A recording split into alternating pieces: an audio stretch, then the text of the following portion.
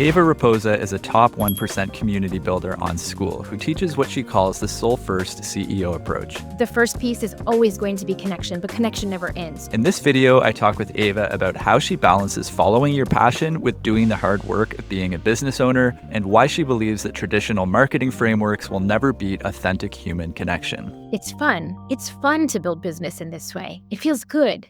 Very nice to have you on the show. Thanks for being here.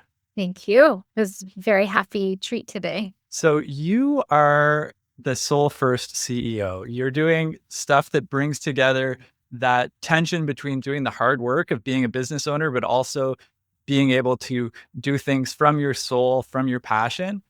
Let's just talk about that. What does that mean for you? Yeah. So my background before I started my business was I was the director of marketing and development, and I was the manager at this shop that was a very high volume shop. And I had a lot of business experience and I knew how to hit the KPIs. I knew how to check all of the boxes and I had this corporate background. So I was good with those things, but then I ended up having this life-changing experience when I changed my diet and I started a side hustle, just for fun, just to share more about raw foods, basically just not cooking fruits and vegetables, eating a lot of fresh foods. Food from the earth, not from the box. That's what I would always call it. So that changed my life. And so I just started this thing. It was totally just from heart and soul. I just felt like, why didn't my doctors ever tell me that if I could just change my food, change my lifestyle, get rid of all these health problems I have, I would stop needing as much medication or not need medication at all anymore. And that all these things would happen. And so I built this side thing, pure heart and soul. And so then because I had that marketing background, because I had the business experience, I was able to translate that into building a business with relative ease and to build up my email list and to get things sold out. And so I very quickly was sold out of a lot of offerings and I ended up going full-time in that business in 2009. So I started late 2008, I built the website, and then 2009 was when I went full-time. And so I left the corporate job. I went full-time in that. And so since then, I've had this interesting fight almost in different way, where there are times that I have gone too far in one direction or the other direction, where I'm like, oh, I'll just do all the things that are really fun and I don't need to work hard and hustle and blah, blah, blah. And so I'll just focus on the things that light me up and feel exciting. And then there are other times when, for example, if I've signed up for a business program and there's the solution and if you follow this blueprint, then good things will happen. And then so I've checked all of the boxes and followed the things, and then I didn't have quite the results that I wanted. And I worked so hard, harder than usual, to check all the boxes. And so what I eventually figured out, which just it seems so obvious now when I think about it, but what I eventually figured out is that it's the marriage of the two things that makes everything work in a way that it doesn't feel like hustling. It doesn't feel like working. It doesn't feel like you're working too hard and trying too hard. You feel fulfilled and you do things that matter and you connect with your ideal clients, make them feel how much you care. And you don't feel that sense of desperation that comes from I got to hit my numbers, and then at the same time, the things that work, you're leaning into that, you're refining, fine tuning, making sure that you're showing up and getting the work done. And so showing up soul first as the absolutely non-negotiable first priority. And then from there, making sure that you are doing the work and you are showing up truly as the CEO of your business. That for me has just been so exciting. And I also, it's 2000, so now I'm just about 18 years and a half, maybe, that I'm not taking ADHD medications, but I used to, I had to. I was not able to function like a normal human being without taking drugs. And so because I do the things to stay really on target and to stay really focused, that helps me quite a lot. And I found that for whatever reason, a lot of my clients, they're really passionate people. And a lot of them do happen to also have ADHD. So the things that we do to, keep ourselves in check and to keep focused and moving forward, they seem to help for whatever reason. A lot of women that have ADHD and also tend to, we get excited.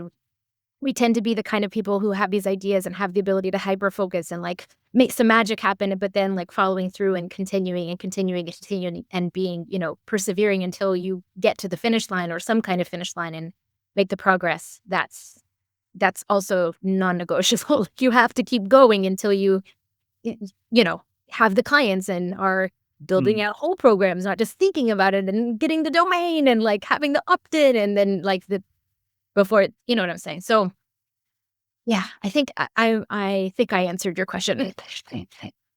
So how does that show up if you're like making a VSL or something, for example? Because I'm sure that we've all, at least a lot of people, if they're business owners, they have certain structures and things that they've been told to follow. And often it's for a reason, right? It's like there's evidence that if you use this type of framework, you're going to have more people opting in. Like, how do you balance that knowledge that there are certain things that are going to work and at the same time being able to be more creative and following that, whatever your soul is telling you? Well, that's a fun question. So for me personally, I do find that it's important for a VSL in particular, something like that, to show up and wing it. Because if I show up with real natural energy, I'm so passionate about what I do that I can just blah, blah, blah, blah, blah, blah, and share the things and it will resonate. And that's the kind of person that I connect really well with, that they need someone who's natural, who's not perfectly polished, who's like just like a real human connecting with real humans. And just for example, so we have this really cool program happening right now called the Accelerator within my group. And I'm rebuilding this. This is a program I've launched before, but I'm rebuilding it right now fresh to make it 100% a choose your own adventure with 3 different cohorts, which is wild. So we have the birth cohort, the rebirth cohort for people who are making a major pivot, and then we have the grow cohort. And within that, there are options depending on what you want to do, Okay. right? So the whole thing is literally like, I don't know if you ever like had one of those stories where you like, Yeah, I love those. Yeah. like that, but for business. And it really, we are, it's a big hit with everybody so far. Like really sincerely, we have in my community, it's been around for almost a year. We have 92% engagement of the members. So if you look Wow. APIs, like that's a really big one. That means that people are not falling off. They're like excited about what we're doing and they keep on showing up and they still find the group to be important. But coming back to the VSL piece, I really think it depends on the person and the situation. For me, I really like to be off the cuff. I have clients who are really lovely and totally soul first people, but they need to have the script. They need to have the checklist. And, you know, I think it's cool to test different ways. So I've had a lot of different VSLs over the months with my current group, and I've tested out different things to see what happened. And currently I have made so many changes recently that I had to re-record it, but I have found that it's not more effective for me personally to check off all of those boxes. And so when I have seen that I have better results by just being off the cuff, I sort of made peace with, okay, well, this is just the way that I do it. Right. But that's definitely not right for everybody just because Do it's, you think that you have that ability because you've already internalized all of these frameworks and things like that? yeah, maybe. Um, That's very possible. Yeah, almost 20 years working in online marketing. That is very possible. I literally, until this moment, never considered that. But it makes sense. I have a mutual client, actually. She's the one who recommended your group to me. So I have a client who I built a website for her. I built a funnel for her, and we're working on another one. And she found it so fascinating when we were building her funnel because I just wrote it. And she was like, Mhm. bro, like, you do not understand what you are doing, how crazy this is. Because she told me what she wanted to communicate and she was saying, saying the things to me. And I treated it just kind of like an interview. So I asked her questions about, like, who is this for? What are we doing? Like, and then I just like boom, boom, boom, boom, boom, boom, boom, like, and just typed up the things and we had the funnel built. And I call it a 1-hour micro funnel. So basically, it was just like we did all the things and it was built and that was that. And she was just like, this is not normal. Like what you're doing is not, because usually like what a lot of people do these days, which for me never works because the text doesn't resonate that comes out of ChatGPT, no matter how Of course, yeah. let's splage it, it is not soul. It's just not. It doesn't feel human. That's a separate topic. I'm not going to dig too deep into that. But anyway, so what a lot of people are doing these days is like they have certain formulas that they follow, or they have like, they go to ChatGPT, or maybe they have a custom GPT and they like, maybe pull it out from there and then edit it from there or something like that. But I just don't. I've tried that. It just doesn't make something that's better than what just pops out. So that is, I think, yes, I think that's exactly what it is. And I cannot believe that I never considered that to the level like this. That just makes sense. Yes, that's probably it. Thank you, William. Yeah, I'm Okay, so let me just ask then. So for somebody who's like brand new and they haven't internalized those kinds of business principles that you understand on a deep level, can they succeed in business by going soul first? I mean, I know that you have the CEO component too. So like, how does somebody who's brand new to business be like go first with their soul when they haven't internalized that stuff? So, I mean, it doesn't matter what business you have. We have a sort of map that we go on. And I actually have made a workshop where about 7 or 8 years ago, I designed this map. I had it in my brain and I said, this needs to be a design. And so it starts with this first heart. And the first heart is basically the beginning, the connection. And so during that phase of business, we need to connect with people.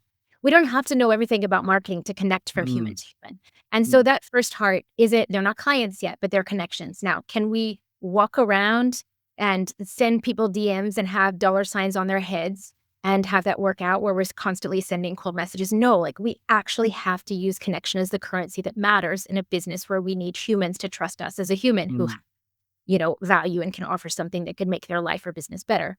And so the first piece is always going to be connection, but connection never ends. So connection has to be through every part of the process. So then the second phase, which is literally in the shape of another heart, the going through the second phase, that's where they're considering working with you. So this is basically like the convert page mm, where you connected with them. They know who you are, they know what you do, they know what you offer, and now they're considering.